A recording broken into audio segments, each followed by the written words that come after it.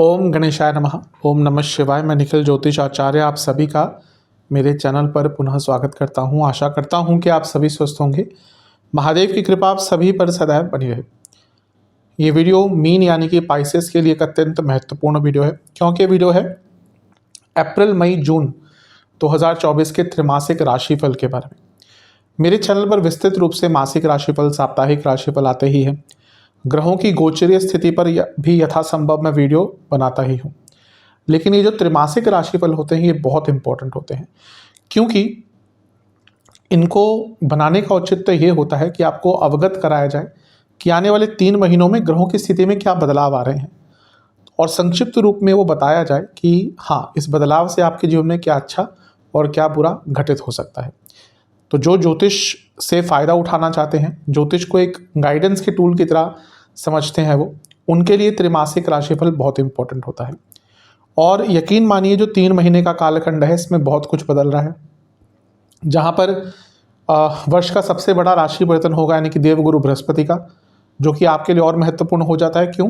क्योंकि वह आपके लग्नेश हैं, लग्न के स्वामी हैं। इसके साथ ही अप्रैल का महीना काफ़ी उथल पुथल मचाएगा, क्योंकि यहाँ पर बुध की स्थिति बहुत अजीब सी होगी, सूर्य ग्रहण लगेगा। इसके साथ ही मंगल अपनी राशि में एक बार आएंगे और वहाँ से अपना नया कालचक्र शुरू करेंगे। सूर्य भी उच्च के हो जाएंगे और उनका भी एक नया कालचक्र स्टार्ट होगा। राहु और मंगल की युति होगी, जिसको अंगारक दोष कहते हैं या अंगारक योग कहते हैं। बृहस्पति और शनि आपस में केंद्र में आ जाएंगे, जिसको केंद्रादि योग कहते हैं। सूर्य और गुरु की 2 बार युति होगी इस वर्ष, और इसके साथ ही कई बार ग्रहों की युति एक ही राशि में, एक ही भाव में होगी। 3-3 ग्रहों की, 4-4 ग्रहों की। ये सब तो चलेगा ही, लेकिन जून तक आते आते शनि भी वक्र अवस्था में आ जाएंगे, यानी कि वक्री होना शुरू हो जाएंगे। तो बहुत कुछ घटित हो रहा है 3 महीने के कालखंड में, और इन सब चीज़ों का क्या प्रभाव आपके जीवन पर पड़ सकता है, यही हम विवेचना करने की कोशिश करेंगे इस त्रैमासिक राशिफल के वीडियो में। यदि आपकी लग्न राशि या चंद्र राशि मीन है, दोनों ही गाइडेंस के लिए इस राशिफल को अवश्य देख सकते हैं। मेरे हिसाब से लग्न राशि से ज़्यादा सटीकता और रिलेटिबिलिटी आती है, तो जिनको कंफर्म है वहाँ से देखिए, नहीं पता तो चंद्र राशि से भी अवश्य देख सकते हैं। इन शॉर्ट, लग्न राशि या चंद्र राशि मीन है, दोनों ही गाइडेंस के लिए इस राशिफल को देख सकते हैं। पुनः समझाने का प्रयास करूंगा कि यदि आपकी लग्न राशि या चंद्र राशि मीन है, अलग अलग राशिफल नहीं बन सकते।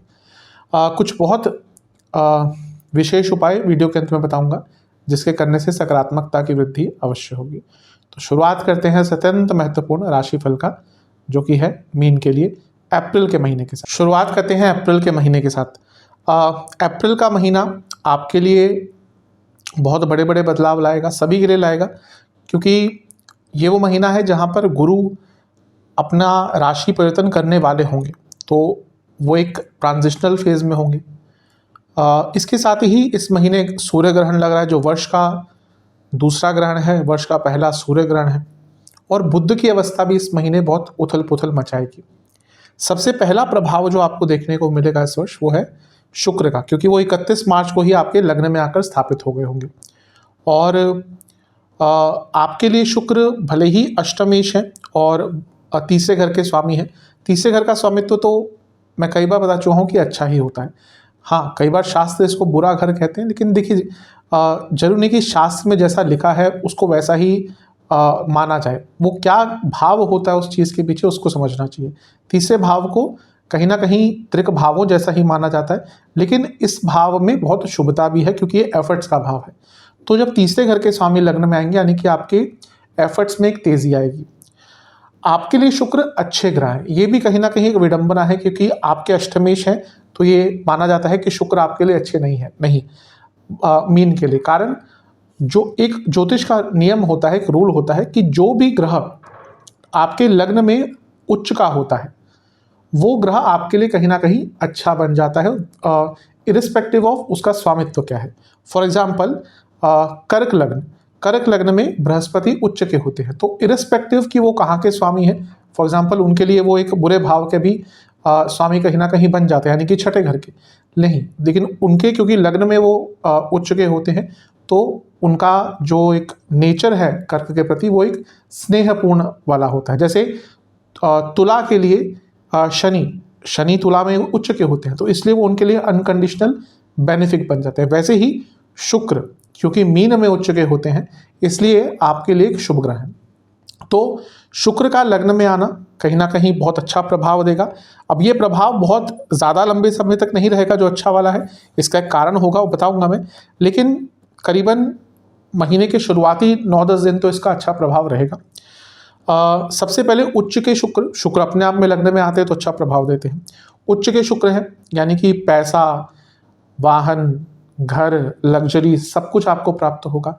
अचानक से धन की प्राप्ति हो सकती है क्योंकि अष्टमेश यहाँ पर है। और सबसे महत्वपूर्ण चीज़ है राहु के साथ है। राहु और शुक्र की युति बहुत इंपॉर्टेंट और बहुत अच्छी मानी गई है। कारण यह है कि दोनों ही कलयुग के सबसे इंपॉर्टेंट ग्रह हैं जो पैसा देते हैं, तेज गति से देते हैं। और राहु एकमात्र ग्रह जिसके कंट्रोल में आते हैं वो है शुक्र महाराज, क्योंकि बाकी सब ग्रह के अंदर ये क्षमता आज के टाइम में है ही नहीं कि वो राहु को कंट्रोल कर ले। लेकिन शुक्र, क्योंकि वो राहु के आचार्य हैं यानी कि दैत्याचार्य हैं, इसीलिए राहु के साथ उनकी युति बहुत कंट्रोल उनको कर लेती है। और ये दोनों जैसे मैंने कहा भौतिकता के सबसे बड़े कारक है। राहु रातों रात आपको नीचे से ऊपर उठा सकते हैं, हाँ ऊपर से नीचे भी गिरा सकते हैं अगर वो उनका बुरा प्रभाव है। यानी कि सडन चेंजेस जब आते हैं तो राहु के कारण आते हैं। और शुक्र भी कहीं ना कहीं जब अपना कुछ देने पर आते हैं, क्योंकि लक्ष्मी का स्वरूप है, शुक्र को लक्ष्मी का स्वरूप माना जाता है, तो ये युति आपके लिए अच्छी है। धन बढ़ेगा, पैसा बढ़ेगा। यहाँ से दोनों बिजनेस के भाव को देख रहे हैं तो बिजनेस में भी पैसा आएगा। सूर्य के साथ शुक्र की युति कोई बहुत अच्छी नहीं मानी जाती, लेकिन क्योंकि सूर्य आपके छठे घर के स्वामी हैं और आपके लग्न भाव में बैठे हैं, और शुक्र आपके 8वें घर के स्वामी हैं और लग्न भाव में बैठे हैं, तो ये जहाँ अपनी अपनी जगह पर इंडिविजुअली ठीक प्रभाव देंगे, क्योंकि छठे घर का स्वामी कहीं ना कहीं आपके अंदर क्षमता और आपके जो प्रयत्न है उसमें वृद्धि करेगा। लेकिन क्योंकि 6-8 इनका यहाँ पर स्वामित्व होगा तो सेहत को लेकर ध्यान दीजिएगा, क्योंकि ये दोनों ही भाव बीमारियों से संबंधित होते हैं। और आपके जो लग्न के स्वामी हैं उन पर 12वें घर की दृष्टि भी है शनि की, तो अपनी सेहत को लेकर आपको बहुत केयरफुल इस महीने में रहना है, और वो प्रॉब्लम बढ़ता हुआ जाएगा। इसलिए पैसा अवश्य आ सकता है इस महीने, लेकिन धन को लेकर बहुत केयरफुल, सेहत को लेकर बहुत केयरफुल रहना पड़ेगा। देवगुरु बृहस्पति कहीं ना कहीं राशि परिवर्तन के लिए तत्पर रहेंगे और वो आपके तीसरे भाव में आने के लिए तैयार है, 1 महीने में ही आ जाएंगे। तीसरा भाव कहीं ना कहीं गति देता है जीवन को, उस पर हम चर्चा करेंगे और एक विस्तृत वीडियो भी अवश्य बनाऊंगा। लेकिन दूसरे घर में बृहस्पति जाते जाते बहुत कुछ सिखाकर जाते हैं। जब भी बृहस्पति किसी चीज़ को छोड़कर जाते हैं, क्योंकि उनका वो गुरु है, गुरु का काम क्या होता है? सिखाना, कोई सीख देना, कोई ऐसी टिप दे जाना, कोई ऐसा कुछ आपको रूल सिखा देना जिसके कारण आप बहुत कुछ आगे अर्जित कर सकते हैं। तो धन स्थान में है, जाते जाते कुछ ऐसा देकर जा सकते हैं जिससे लॉन्ग टर्म आपको धन कमाने में मदद प्राप्त होगी।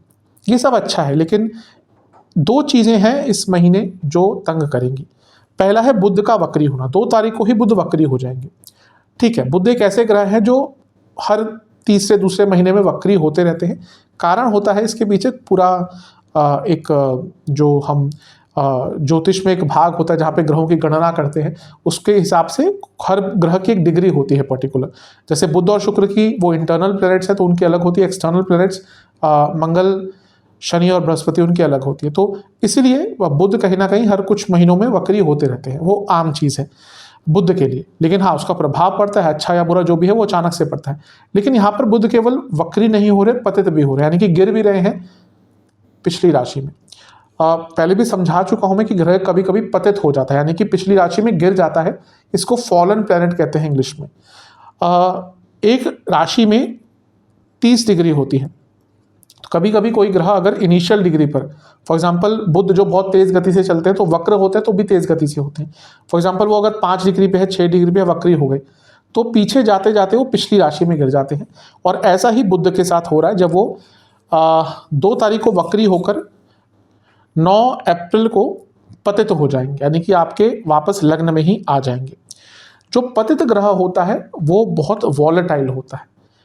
जैसे कभी कभी राहु केतु की प्रेडिक्शन देना थोड़ी सी मुश्किल हो जाती है, क्योंकि ये दोनों ग्रह नेचुरल नहीं है, ये तो नॉर्मल नहीं है, अनकन्वेंशनल ग्रह है।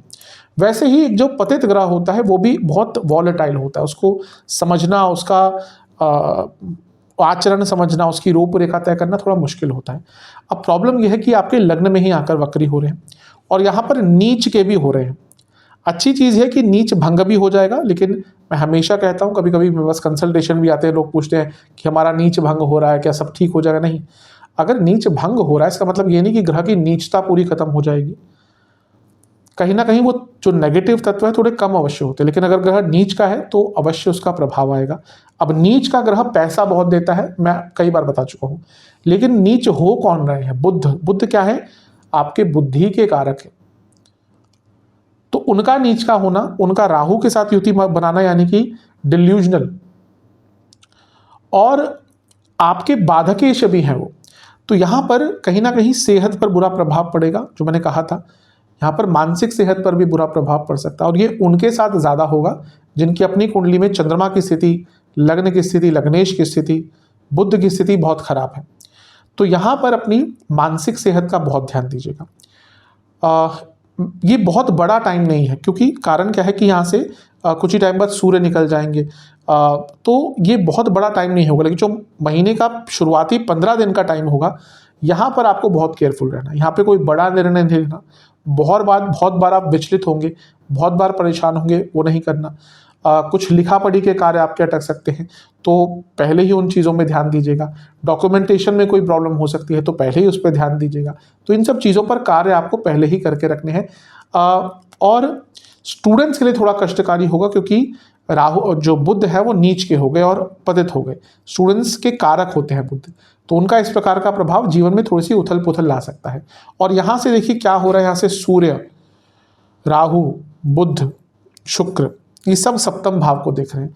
अब शुक्र का सप्तम भाव को देखना बुरा नहीं होता, ये भी नहीं भूलना चाहिए, मंगल भी सप्तम भाव को देख रहे हैं। तो मैरिड लाइफ पर इसका बुरा प्रभाव अचानक से पड़ सकता है। ये महीना ऐसा रहेगा जहाँ पर मिसकम्युनिकेशन पे मिसकम्युनिकेशन, समझ ही नहीं आएगा कि लड़ाइयाँ किस बात पे हो रही हैं, बस हो रही हैं। एग्रेशन बहुत रहेगा मंगल के कारण। और इसके साथ ही कहीं ना कहीं बुध का जब इन्वॉल्वमेंट आ गया, यानी कि लीगैलिटी, तो जो मैरिड लाइफ में प्रॉब्लम्स बहुत चल रही थी जिनके, वो कहीं ना कहीं लीगल प्रोसेस के थ्रू तरफ जा सकते हैं, जाने के बारे में सोच सकते हैं। तो मैरिड लाइफ पर बुरा प्रभाव पड़ेगा। पैसा यहाँ पे अवश्य आ सकता है, मैं इसमें आपको नहीं बोला कि पैसा नहीं आएगा, लेकिन कभी भी ये नहीं बोला चाहिए कि पैसा आ गया तो टाइम अच्छा हो गया। कई लोग होते हैं, पैसा बहुत होता है, जीवन को एंजॉय नहीं कर पाते। मेरे क्योंकि इतना कंसल्टेशंस होते हैं, कई बार लोगों से बात करने के पता चलता है बहुत पैसा है, दुनिया भर का पैसा है, प्रॉपर्टीज है, साथ में बैठकर खाना नहीं खा सकते लोग घर में। बच्चे नहीं है, बच्चे छोड़कर गए हुए हैं विदेश में और सालों से आते नहीं, फ़ोन भी नहीं करते। तो पैसे से ठीक है, पैसा बहुत महत्वपूर्ण चीज़ होता है, उसमें कोई दो राय है ही नहीं, लेकिन यहाँ पर पैसा अवश्य आ जाएगा, लेकिन ये समय आपके मानसिक और शारीरिक सेहत के लिए अच्छा नहीं है, इमोशनल सेहत के लिए अच्छा नहीं है। तो ये महीना थोड़ा सा केयरफुल होकर बिताइएगा, क्योंकि बहुत कुछ हो रहा है, और हो कहाँ रहा है, सबसे इंपॉर्टेंट चीज़ है। देखिए, सबके लिए ये होगा, ग्रहण सबके लिए लगेगा, सूर्य ग्रहण। अच्छा, सूर्य ग्रहण की बात बताना भूल गया कि ये जो 9 तारीख को बुध यहाँ पे आएंगे, उससे पहले सूर्य ग्रहण भी लग जाएगा 8 तारीख को, और ये भी आपके लग्न में ही हो रहा है। और सूर्य ग्रहण का लग्न में लगना भी सेहत पर बुरा प्रभाव देता है। क्यों? क्योंकि सूर्य इम्यूनिटी के कारक है, और जो मीन लग्न वाले होते हैं इनकी इम्यूनिटी वैसे ही कम होती है, जल तत्व होता है। तो यहाँ पर अपनी सेहत का बहुत ज़्यादा आपको ध्यान देना है, क्योंकि सब कुछ कहाँ पे हो रहा है, सब कुछ हो रहा है आपके लग्न भाव पर। और मैं कई बार बता चुका हूँ, लग्न भाव पर अगर कुछ प्रभाव पड़ता है, उसका हर चीज़ पर, हर चीज़ के आपके, हर एस्पेक्ट के आपके जीवन पर प्रभाव पड़ता है। तो सेहत हो गया, अब सूर्य है तो पिताजी की सेहत का भी ध्यान दीजिएगा। जो सरकारी कार्य करते हैं, सरकारी जॉब करते हैं, उनको थोड़ा अपनी इमेज बरकरार रखनी है। जो पब्लिक से जुड़ा कार्य करते हैं, थोड़ी अपनी इमेज बरकरार रखिएगा, क्योंकि उसको खराब करने का प्रयास किया जाएगा। तो इन सब चीज़ों पर आपको बहुत ध्यान देना है। और क्योंकि बुध वक्री है, बुद्धि के कारक है, तो बहुत उल्टे सीधे डिसीजन ले लेंगे। तो जैसा मैंने कहा, बस प्रयास आपको ये करना है कि इस महीने कोई बड़ा निर्णय नहीं लेना, दूर रहना है बड़े निर्णय लेने से। इसके बाद राशि परिवर्तन होगा, और वो होगा सूर्य का। जब सूर्य 13 अप्रैल को अपना राशि परिवर्तन कर लेंगे। मैंने कहा था ना कि जो शुरुआती कुछ दिन है उसमें ज़्यादा रहेगा, क्योंकि बहुत सारे ग्रह आपके लग्न में आ गए, जिसमें सूर्य ग्रहण भी हो गया।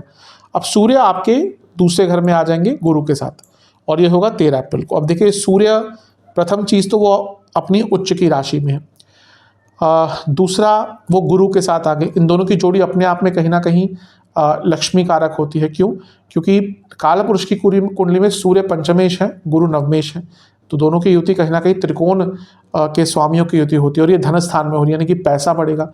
ये अर्थ त्रिकोण है, यानी कि जो लोग जॉब करते हैं उनके लिए अच्छा है। सूर्य छठे घर के स्वामी है, उनका सूर्य के गुरु के साथ युति दूसरे घर में बहुत अच्छी होती है। जो सरकारी जॉब ढूंढ रहे हैं उनके लिए अच्छा है, सब कुछ यहाँ पे अच्छा। और जो क्योंकि ग्रहण सूर्य पे लगा था, अब ग्रहण के कुछ ही दिन बाद उनकी स्थिति बदल गई और उनमें एक सकारात्मकता आ गई, क्योंकि एक नया काल चक्र उनका स्टार्ट हो गया। तो यहाँ से वो जो उथल पुथल थी वो कहीं ना कहीं महीने के 15-16 तारीख तक ही रहेगी, उसके बाद चीज़ें बहुत बेटर होना शुरू हो जाएगी। तो यहाँ पर सूर्य का एक नया काल चक्र है और सूर्य क्योंकि अर्थ त्रिकोण के स्वामी है, यानी कि जो लोग नई जॉब ढूंढ रहे थे, जॉब में कुछ चेंजेस लाना चाहते थे, उनके लिए भी समय बहुत अच्छा रहेगा। तो ये स्थिति अच्छी है, बस यहाँ पे थोड़ा सा अपनी वाणी पर कंट्रोल कीजिएगा, क्योंकि वाणी के कारण थोड़ी प्रॉब्लम आपको यहाँ पर हो सकती है। इसके बाद एक और राशि परिवर्तन होगा, वो होगा मंगल महाराज का। मंगल 23 अप्रैल को अपना राशि परिवर्तन करेंगे और आपके लग्न भाव में आकर विराजमान हो जाएंगे। अब देखिए ये एक अच्छी चीज़ है, मैं कई बार समझा चुका हूँ कि मेरे हिसाब से मंगल, कुछ शास्त्र से सहमत है, कई शास्त्रों में ऐसा नहीं है, लेकिन मेरे हिसाब से जो मेरा अपना ज्योतिषीय प्रैक्टिस है, मंगल एक प्रकार से आपके लिए योग कारक ग्रह है, क्योंकि आपके धन स्थान के स्वामी भी हैं और भाग्य स्थान के स्वामी भी हैं। तो उनका आपके लग्न भाव में आना कहीं ना कहीं बहुत अच्छा है। योग कारक ग्रह का मतलब ये होता है कि आपके कार्य पूर्ण होंगे। अपने आप में प्रॉपर्टी के कारक है, लग्न में आ रहे हैं, प्रॉपर्टी बढ़ाएंगे, प्रॉपर्टी खरीदने का मौका मिलेगा। चौथे घर को देखेंगे, वाहन खरीदने का मौका मिलेगा। आपके भाग्य जो है लग्न में आ रहे हैं, भाग्य का साथ मिलेगा। मंगल शुक्र की होती है अपने आप में धन कारक होती है, विवाह कारक होती है। तो जिसका विवाह का योग नहीं बन रहा था, उन दोनों का उनका योग बन सकता है विवाह का, सब अच्छा है। लेकिन ये जो राहु और मंगल की होती है, ये विस्फोटक भी होती है, क्रिएटिव भी होती है।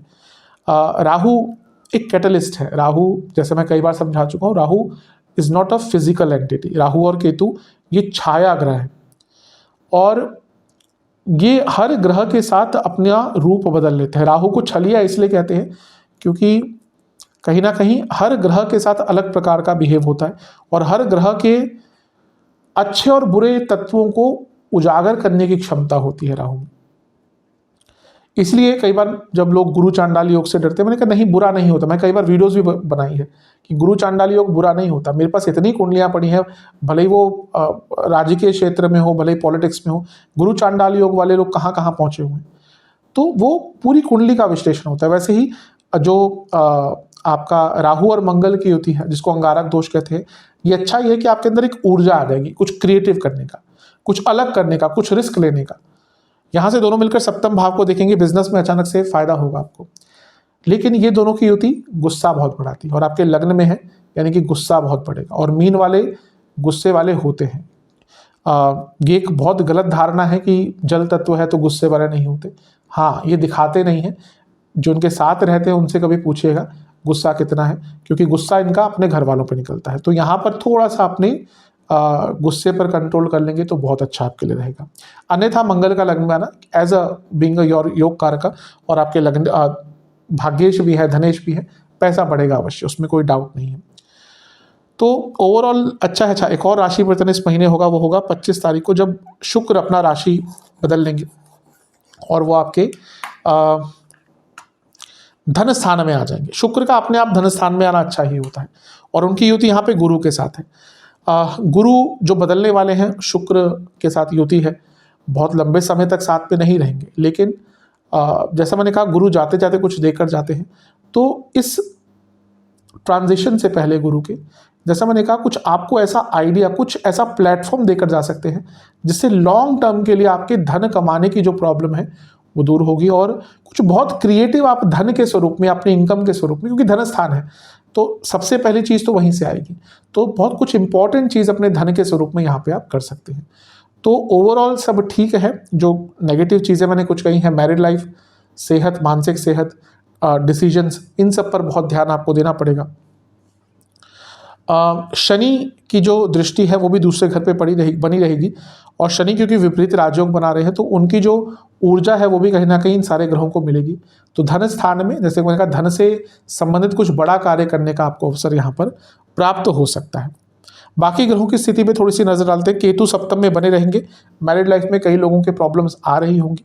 मैंने जब केतु का वीडियो बनाया था पिछले वर्ष, तभी मैंने बोला था, और तब से कितने लोगों का मेरे पास कंसल्टेशन के लिए आया कि हाँ उनकी मैरिड लाइफ में बहुत प्रॉब्लम्स आ रही हैं।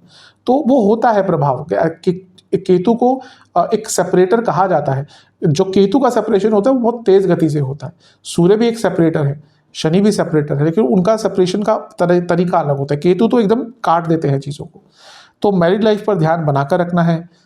शनि विपरीत राजयोग बनाए हुए हैं और बनाए रहेंगे 1 साल तक, तो इसका आपको लाभ उठाना है। विपरीत राजयोग कहीं ना कहीं विपरीत परिस्थितियों में पनपने वाला राजयोग होता है। इसके बाद 1 साल बाद शनि आपके लग्न में ही आएंगे, आपके लाभेश हैं, 12वें घर के स्वामी हैं, बहुत कुछ बदल जाएगा। खैर तब की बात है, लेकिन यहाँ पर जो भाग्य या फिर काल आपको टाइम दे रहा है या फिर एक मौके दे रहा है बदलने के, to work on yourself, उसका लाभ उठाइए। इसका आपको फायदा आने वाले टाइम में मिलेगा। जहाँ तक सेहत की बात है, इस महीने आपको स्लीप डिसऑर्डर्स, रक्त विकार, इन्फेक्शंस, गले के रोग, ENT की प्रॉब्लम, BP की प्रॉब्लम और पेट के रोग बहुत तंग करेंगे।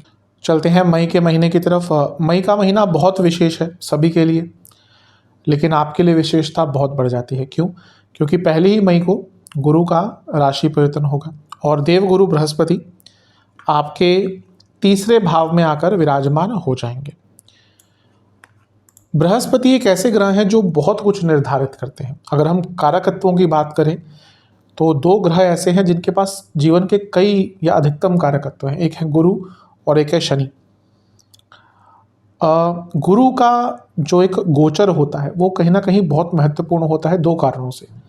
पहला, स्वयं वो गुरु हैं, भाग्य के कारक हैं, धर्म के कारक हैं, धन के कारक हैं, कई चीज़ों का, जैसे मैंने कहा, एक पोर्टफोलियो उन्हीं के पास है। दूसरा, वो हर वर्ष राशि परिवर्तन करते हैं और जो आपके जीवन में बड़े बदलाव आते हैं कहीं ना कहीं वो गुरु के गोचर से ही आते हैं। जीवन 1 वर्ष में किस तरह से बदलता है, किस तरह से निर्धारित होता है, वो गुरु के ऊपर बहुत हद तक डिपेंड करता है।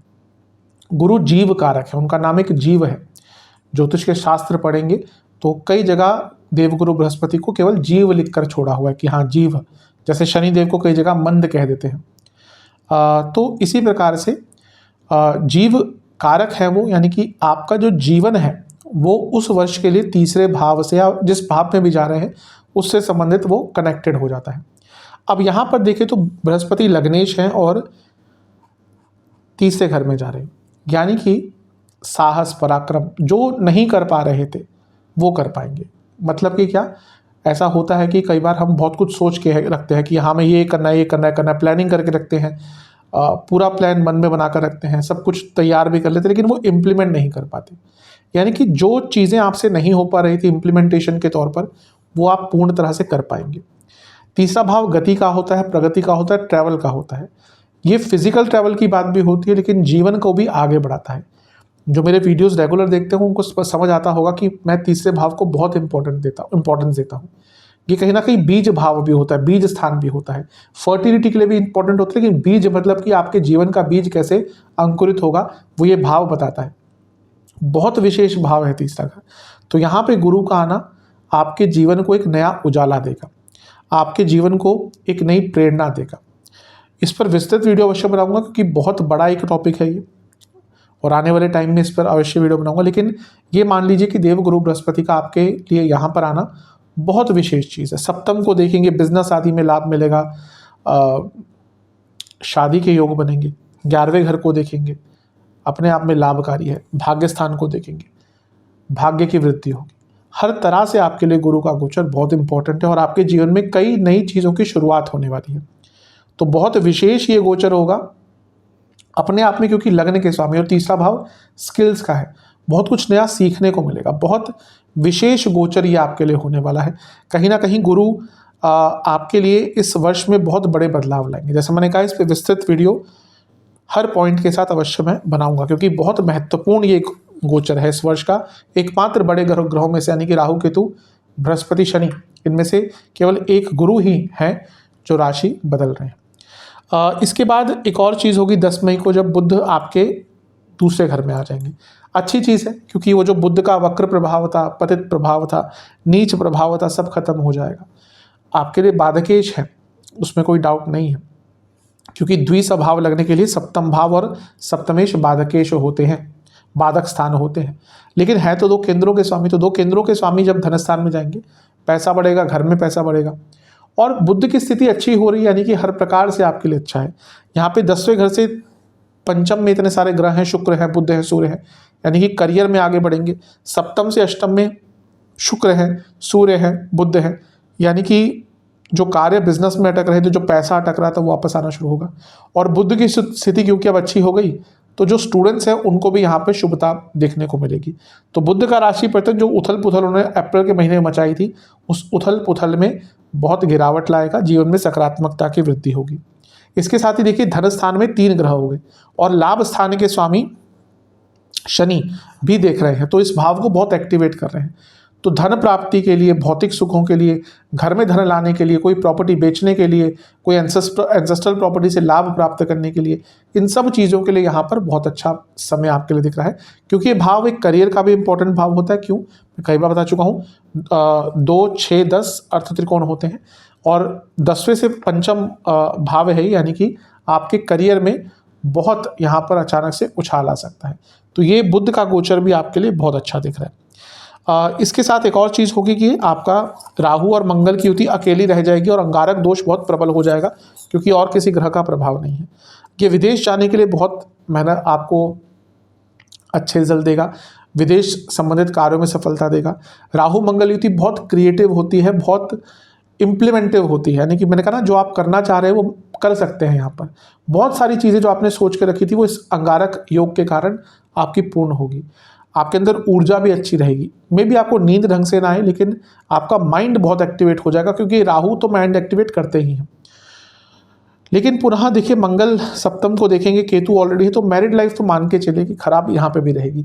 मैरिड लाइफ में इस 3 महीने में कोई बहुत ज़्यादा सुधार आपको देखने को नहीं मिलेगा, बल्कि ये कह सकते हैं, क्योंकि इसके बाद भी मंगल दूसरे घर में ही चले जाएंगे, जो अपने आप में मंगल दोष बनाता है। तो ये मान के चलिए कहीं ना कहीं मैरिड लाइफ में कोई बहुत ज़्यादा सुधार देखने को नहीं मिलेगा। इसके बाद 14 मई को राशि परिवर्तन होगा, को किसका होगा, सूर्य महाराज का, और सूर्य आपके 30वें घर में आ जाएंगे और पुनः एक बार गुरु से युति बनाएंगे। देखिए गुरु और सूर्य की युति अच्छी होती है, मैं अभी पहले ही एक्सप्लेन कर चुका हूँ। और सूर्य का 30वें घर में आना बहुत अच्छा होता है। कुछ सरकारी कार्य अटक रहे थे, पूर्ण होंगे। 6ठे घर के स्वामी हैं, तो जीवन में दोनों उपचय भाव हैं, ये भी उपचय भाव है, ये भी उपचय भाव है। तो जीवन में आगे बढ़ने की क्षमता, जो रुकावटें आ रही थी, जो क्लैरिटी नहीं थी, वो क्लैरिटी दूर होगी। आपका अपना आत्मबल बहुत बढ़ जाएगा, आपके अंदर एक शारीरिक क्षमता बढ़ जाएगी, रिस्क टेकिंग एबिलिटी आ जाएगी। और दोनों मिलकर भाग्य स्थान को देखेंगे, यानी कि भाग्य भी साथ देगा और गाइडेंस भी प्राप्त होगी।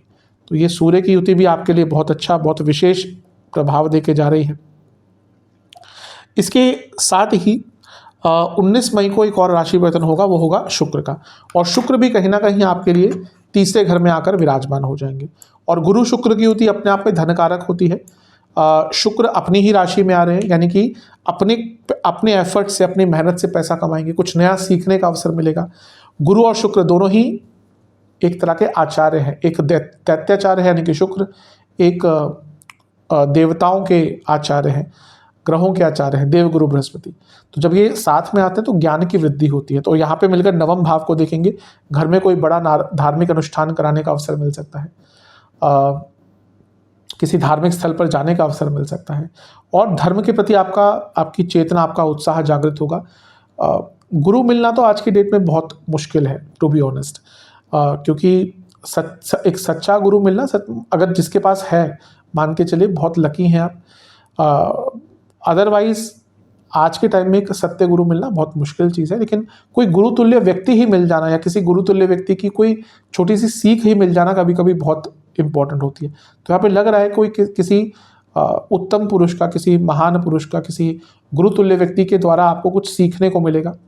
ये आपके लिए अच्छा है। स्टूडेंट्स के लिए बहुत अच्छा है, क्योंकि पंचम से 11वें में अच्छे योग हैं और पंचम से नवम पर इनकी दृष्टि है, यानी कि हायर स्टडीज जो करते हैं उनके लिए भी अच्छा है। और भाग्य की वृद्धि यहाँ से भी होगी। तो ये महीना जैसे जैसे आगे बढ़ता जाएगा आपके लिए शुभता ही आती रहेगी। तो महीना बहुत अच्छा है आपके लिए। जो 2-3 नेगेटिव चीज़ें कही हैं उनका ध्यान अवश्य रखिएगा। बीपी की प्रॉब्लम, स्लीप डिसऑर्डर्स बनी रहेंगे, रक्त विकार तंग करेंगे, गले के रोग बहुत तंग करेंगे। जिनको किडनी या गॉल ब्लैडर की प्रॉब्लम है, अपना ध्यान ज़्यादा रखें। चलते हैं जून के महीने की तरफ। जून का महीना भी बदलाव से पूर्ण है। सबसे पहला बदलाव तो पहले ही दिन से उसका एहसास हो जाएगा, क्योंकि 31 मई को बुध आपके तीसरे भाव में आकर बैठ जाएंगे। अब देखिए तीसरे भाव में कितने सारे ग्रह हैं, शुक्र है, गुरु है, बुध है, सूर्य है, यानी कि 3 ग्रह। और इसमें कौन सा ग्रह साथ में बहुत विशेष है, अति विशेष है, गुरु। लग्नेश हैं, अपने आप में गुरु हैं, लग्न का स्वामी, 10वें घर का स्वामी, ये एक प्रकार के पूर्ण योग कारक होते हैं। तो जैसे मैंने कहा ना, अपने आप में गुरु का तीसरे घर में आना एक नए चैप्टर का शुरुआत आपके जीवन में करेगा। और यहाँ पर बुध भी है जो बुद्धि के कारक हैं, गुरु शुक्र भी हैं जो लक्ष्मी के कारक हैं, और सूर्य हैं, यानी कि हर प्रकार से आपका जीवन यहाँ पर गतिमान होगा, आगे बढ़ेगा। कई प्रकार की सुविधाएं, कई प्रकार के लाभ, कई प्रकार की चेतनाएं, कई प्रकार की चेष्टाएं आपकी यहाँ पर जागृत होंगी। यहाँ से 4 ग्रहों का भाग्य स्थान को देखना, भाग्य की वृद्धि, और पुनः जैसे मैंने कहा मई में भी और जून में भी आपका किसी धार्मिक स्थल पर जाने का एक अवसर आपके लिए बन सकता है, जो बहुत उसके विशेष योग आपके लिए बन रहे हैं। इसके साथ ही कभी कभी हम जब धार्मिक स्थलों की बात करते हैं तो इसमें हम परंपरानुगत जगहों की बात भी कर सकते हैं, यानी कि आपका जो गांव है, आपको अपने कुल देवी या कुल देवता के भी यहाँ पे दर्शन करने का अवसर प्राप्त हो सकता है, और बहुत महत्वपूर्ण होते हैं। हमारे सनातन धर्म में कुल देवी कुल देवता का पता होना बहुत महत्वपूर्ण होता है। कई दोष होते हैं कुंडली में, शुक्र के कारण देवी दोषम होता है, कुछ और ग्रह होते हैं, केतु के कारण भी कई प्रकार के कुल देवता या कुल देवी के दोषम आते हैं। तो वो अगर आपको अवसर मिलता है तो आपको इन जगहों पर अवश्य जहाँ पे जाना चाहिए। लेकिन अदरवाइज ये जो ग्रहों की युति है तीसरे घर में, ये आपके जीवन को चलायमान करेगी। ध्यान क्या रखना है, देखिए 9 ग्रह हैं, उसमें से 4 ग्रह एक ही स्थान पर, यानी कि क्या हुआ, ऊर्जा का बैलेंस थोड़ा सा बिगड़ गया। तो अति उत्साह से बचना है, जल्दबाजी से बचना है, क्योंकि ये घर ये इस प्रकार की चीज़ें करवा सकता है कि आप अति उत्साहित हो गए और कोई डिसीजन ले लिया, तो उससे आप बच के रहेंगे तो बहुत अच्छा रहेगा। इस महीने के पहली ही तारीख को मंगल का राशि परिवर्तन हो जाएगा, और मंगल आपके दूसरे घर में आ जाएंगे, अपनी ही राशि में आ रहे हैं तो बहुत स्ट्रांग है। दूसरा उनका नया कालचक्र स्टार्ट हो रहा है। मैं बता चुका हूँ कई बार कि राहु केतु को छोड़कर बाकी सारे ग्रहों का जो नया कालचक्र होता है वो मेष से स्टार्ट होता है। तो यहाँ पे मंगल बहुत स्ट्रांग है, और धन स्थान में आ गए कि धन के तो आपके लिए अपार मात्रा में यहाँ पर अपॉर्चुनिटीज आएंगी। आपके लिए भाग्येश भी हैं, उनका धन स्थान में आना है, यानी कि धन में वृद्धि होगी भाग्य के कारण। और जैसा मैंने कहा कि आपके लिए योग कारक है, तो प्रॉपर्टी हो, क्योंकि कारक है प्रॉपर्टी के, अच्छे स्थान में है, अपनी राशि में है, चौथे से लाभ स्थान में है, प्रॉपर्टी में लाभ होगा, प्रॉपर्टी का लाभ होगा, वाहन खरीदने के योग बनेंगे। दूसरे घर में है जो करियर के लिए इंपॉर्टेंट है, तो करियर में वृद्धि होगी, करियर में आगे बढ़ने के मौके मिलेंगे। कॉम्पिटिटिव एग्जाम्स में आपको काफ़ी लाभ मिलेगा, क्योंकि जो लोग कॉम्पिटिटिव एग्जाम्स के थ्रू कोई जॉब ढूंढ रहे हैं उनके लिए बहुत अच्छा है, क्योंकि पंचम से 10वें में है। और जो स्टूडेंट्स पास आउट होकर कोई जॉब ढूंढ रहे हैं उनके लिए भी यहाँ पे बहुत अच्छा है। ओवरऑल मंगल की स्थिति बहुत अच्छी रहेगी। हाँ, शनि की दृष्टि है, गुस्से पर नियंत्रण, वाणी पर नियंत्रण। वाणी पर नियंत्रण अति विशेष, अति महत्वपूर्ण रहेगा आपके लिए। नहीं कर पाए तो कई प्रकार की बाधाएं, कई प्रकार की प्रॉब्लम्स आपको आ सकती है, लेकिन मंगल का कहीं ना कहीं यहाँ पे आना बहुत अच्छा है। ध्यान क्या देना है, इस महीने शनि वक्री हो जाएंगे 29 जून को। कोई भी ग्रह एक दिन में उठकर वक्री नहीं होता, ऐसा नहीं हो कि वो सोचेगा कि मैं कल वक्री हो रहा हूँ तो हो जाऊँ, नहीं। ग्रहों की बहुत चाल या कई प्रकार की जो एक स्थिति बताई गई है उनके स्पीड के थ्रू। फॉर एग्जांपल स्थिर होता है कोई ग्रह, चारी होता है, अतिचारी होता है, मंद अति मंद, वक्र अति वक्र। तो कोई भी ग्रह जब वक्री होने वाला होता है उससे पहले उसकी चाल स्लो होती है। ये वैसे समझाना मुश्किल होता है, जो पंचांग देखेंगे कभी हर ग्रह कितना 1 डिग्री में चल रहा है, क्योंकि वो थोड़ा सा टेक्निकल हो जाता है, इससे ज़्यादा डीप नहीं जाता मैं, लेकिन ग्रहों की स्पीड होती है। तो कोई भी ग्रह जब वक्री होने वाला होता है, बड़ा ग्रह स्पेशली शनि जैसा, तो पहले वो स्थिर होता है, मंद होता है, धीरे धीरे जाना शुरू होता है, उसकी स्पीड कम हो जाती है। वैसा ही होगा। और शनि का मंद होना, यानी कि वैसे ही उनको मंद कहा जाता है, शनि का मंद होना, धीरे होना, यानी कि कार्यों में अटकाव आएंगे, कार्यों में रुकावटें आएंगी। काल इनको कहा जाता है शनि महाराज को। तो देखिए, कोई भी ग्रह जब वक्री होता है तो स्ट्रांग हो जाता है। जब वक्री होंगे तो स्ट्रांग होंगे, उसकी एक अलग कहानी, एक अलग गाथा होगी। लेकिन यहाँ पर शनि का मंद होना, धीरे स्पीड होगी, तो यानी कि अपने कार्यों में प्री प्लान्ड वे में आपको बढ़ना पड़ेगा, आपको बहुत प्लान्ड मैनर में आगे बढ़ना पड़ेगा, वरना कब आपके कार्य छूटते चले जाएंगे। जहाँ आपने सोचा कि ये एक दिन का तो काम है, इसको परसों कर लेता हूँ। वो कब परसों का 3 हफ्ते बदल जाएंगे आपको खुद पता नहीं चलेगा। तो यहाँ पे शनि के मंद होने के कारण अपने हर व्यवस्था को व्यवस्थित करके रखिए, यानी कि हर परिस्थिति का पहले ही मूल्यांकन और पहले ही प्लानिंग ऑर्गेनाइज करके रखेंगे हर चीज़ को, आप तो आपके लिए अच्छा रहेगा। शनिदेव को पसंद है ये। जो व्यक्ति बहुत एडमिनिस्ट्रेट रहता है, बहुत ऑर्गेनाइज रहता है, वो शनिदेव के प्रिय होते हैं। अब वो पूरा अच्छा प्रभाव दे या नहीं वो अलग बात होती है, क्योंकि उसमें बहुत सारी चीज़ें आ जाती हैं। कभी ना कभी शनि अच्छा प्रभाव देते हैं, लेकिन ये जो व्यक्ति बहुत एडमिनिस्ट्रेट रहता है, बहुत ऑर्गेनाइज रहता है, वर्कहॉलिक होता है, मेहनत करता है, उनको वो शनिदेव के बहुत प्रिय लोग होते हैं। इसके बाद 3 राशि परिवर्तन होंगे 3 दिन के अंदर, 3 या 4 दिन के अंदर। 12 तारीख को शुक्र चौथे घर में, 14 तारीख को बुध चौथे घर में और 15 तारीख को सूर्य चौथे घर में। अब 3 ग्रह आसपास ही चौथे घर में आ जाएंगे। सबसे पहले तो पुनः प्रॉपर्टी खरीदने का योग यहाँ पे बहुत स्ट्रांग बनना है। क्यों? क्योंकि चौथे घर के स्वामी ही चौथे घर में, और शुक्र अपने आप में सेकेंडरी कारक है प्रॉपर्टी के। मंगल की स्थिति बहुत अच्छी है करंटली, और सूर्य भी यहाँ पर आ गए, यानी कि सूर्य का प्रकाश यहाँ पर आ गया, तो प्रॉपर्टी या प्रॉपर्टी संबंधित कुछ लीगल केस चल रहा था वो सॉल्व हो सकता है। क्यों? क्योंकि सूर्य अपने आप में सरकार के कारक है, बुध लीगल कार्रवाइयों के कारक है, और सूर्य छठे घर के स्वामी भी हैं। तो यहाँ पे लीगल केस कोई चल रहा था, प्रॉपर्टी संबंधित है, इवन कोई और, वो भी आपका सॉल्व हो सकता है। और ये सारे ग्रह मिलकर आपके 10वें घर को देखेंगे। सूर्य छठे घर के स्वामी हैं, शुक्र कहीं ना कहीं अष्टमेश है आपके और तीसरे घर के स्वामी हैं, और बुध तो आपके केंद्रों के स्वामी हैं। तो यहाँ पर कार्य क्षेत्र में कुछ अच्छा करने का अवसर मिलेगा। क्योंकि शुक्र 8वें घर के स्वामी हैं, यहाँ पे जॉब में परिवर्तन करने का भी योग आपका बन सकता है। और सूर्य छठे घर के स्वामी है, अर्थ त्रिकोण, यानी कि कार्य क्षेत्र में भी कहीं ना कहीं आपका परफॉर्मेंस अच्छा रहेगा। प्रॉब्लम यह है कि सूर्य का दिग्बल खत्म हो चुका है, तो जब दिग्बल सूर्य या मंगल का खत्म होता है तो व्यक्ति का जीवन में अथॉरिटी कम हो जाती है। तो यहाँ पे आप देखेंगे अगर आप अच्छी पोस्ट पे भी काम करते हैं तो भी आपको अपने जूनियर से अपनी बात मनवाना बहुत मुश्किल रहेगा।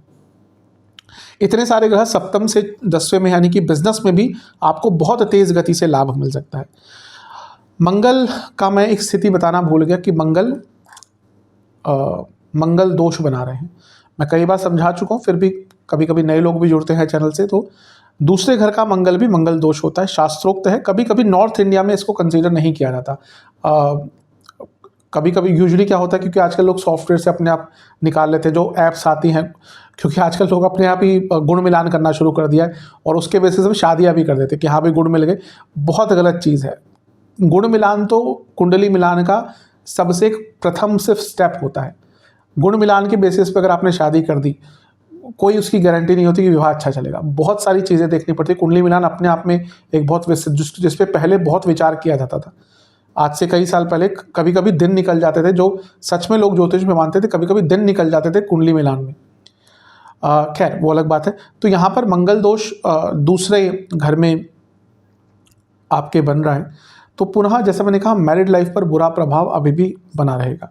मैरिड लाइफ के लिए ये टाइम अच्छा नहीं है, एग्रेशन बहुत रहेगा, और यहाँ पर मंगल का लेना देना हो गया, यानी कि आपके लाइफ पार्टनर को कोई इंजरी भी हो सकती है, तो उस चीज़ का थोड़ा सा ध्यान देंगे तो अच्छा है। चौथे घर में इतने सारे ग्रहों का आना प्रॉपर्टी आदि सबके लिए अच्छा है, लेकिन यहाँ पर जब बुध भी आगे जो आपके बाधकेश है, मारकेश है, तो अपनी माता जी की सेहत का और अपनी इमोशनल सेहत का, क्योंकि बुध कहीं ना कहीं अच्छे ग्रह हैं। बुध क्या है कि वो जिसके साथ बैठते हैं वैसे बन जाते हैं, लेकिन आपके लिए बाधकेश हैं। तो जब वो स्ट्रांग होते हैं तो आपके बाधकेश स्ट्रांग हुए। इसमें कभी कभी क्या होता है, व्यक्ति अपने ईगो में आकर गलत निर्णय लेता है, तो उस चीज़ से आपको पूर्णतः बचना है। अदरवाइज तो ये युति आपके लिए अच्छी है। इस महीने की सबसे विशेष चीज़ शनि का ही होगा, और वो 29 तारीख को वक्री भी हो जाएंगे।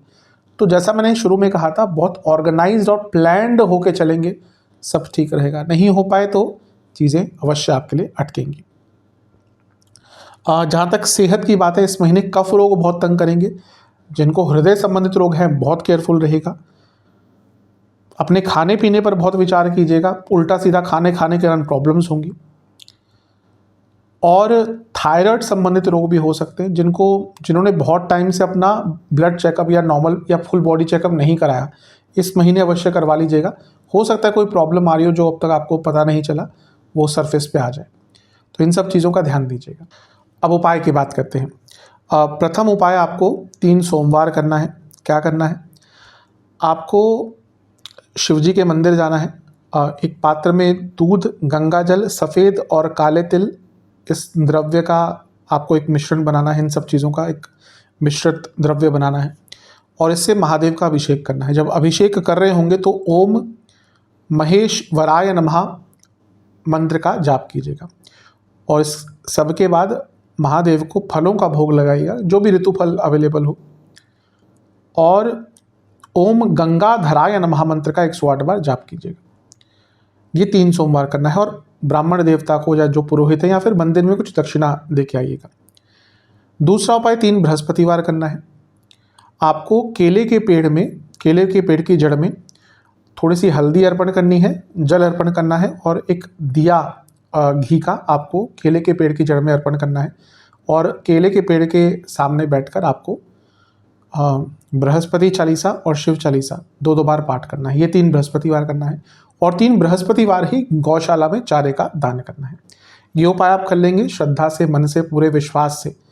जो भी उपाय करें, अनुष्ठान करें, बड़े से बड़ा हवन कर ले, अगर श्रद्धाहीन है, भावनाहीन है, विश्वासहीन है, यकीन मानिए कुछ लाभ नहीं होगा। जहाँ श्रद्धा, विश्वास और एक पूर्ण समर्पण से आप कोई भी उपाय करते हैं, कोई भी हवन आदि कुछ भी कर ले, उसका लाभ मिलेगा। नहीं है श्रद्धा, बिल्कुल मत कीजिएगा। श्रद्धा के साथ करेंगे, अवश्य लाभ मिलेगा। आशा करता हूँ वीडियो आपके काम आएगा। चैनल पे नए हैं, सब्सक्राइब कीजिए, वीडियो को लाइक कीजिए। मिलता हूँ अगली वीडियो में, तब तक के लिए ओम नमः शिवाय।